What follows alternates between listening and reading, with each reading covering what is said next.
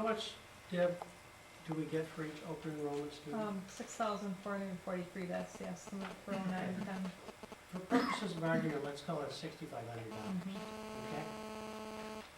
If you take our overall budget for this year, or I'm sorry, so far projected for next year and divided by the projected number of students for next year, it's gonna cost us about $11,000 per student.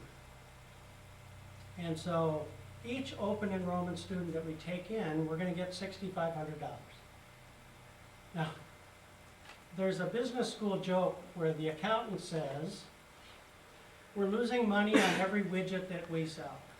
And so marketing says, sell more widgets. Every widget that we sell, we lose money on. Every student that we let in, we lose money on.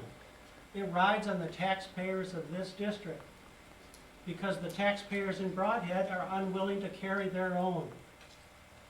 Our tax rate is $2 higher than theirs is. Now, God bless them if they want to pay less taxes. But they should not choose our district because they're unwilling to pay taxes there. We have a high tax rate. We're 19% above the state average. And every student that we accept costs us money. If it's a special education student, it costs us even more money. If it's a student that participates in extracurriculars, it costs us more money because we do not charge the full fees for extracurriculars. The average amount for co-curriculars that the Broadhead student pays is half of what ours pay. So yes, they're losing even more money on co-curriculars than we are. Co-curriculars are important. I'm happy to bear the expense for the kids that live in this district. But I don't want to bear the expense for the kids that live in another district. I think we should say no to every open enrollment student that we can. That's my take. If students want to go to another district, go right ahead. And yes, DPI requires us to take some students. For those we're required to take, we'll take them, we'll educate them, we'll do our best. But those that we're not required to take, I say no. I say enough. DPI's created they ought to give us $11,000 per student if they want us to educate. Or if you look at the Wisconsin Taxpayers Alliance number, it's about $10,000 per student. That factors out some different costs, but not $6,500 per student.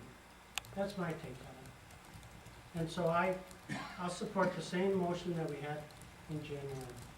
And I say no more students leaving. I have another concern too. All of us are hoping the economy turns around.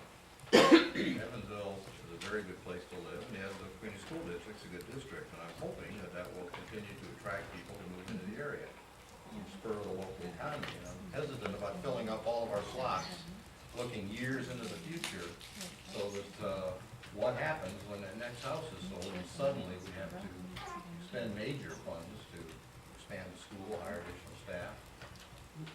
I'm concerned about kind of using up all of our reserve capacity.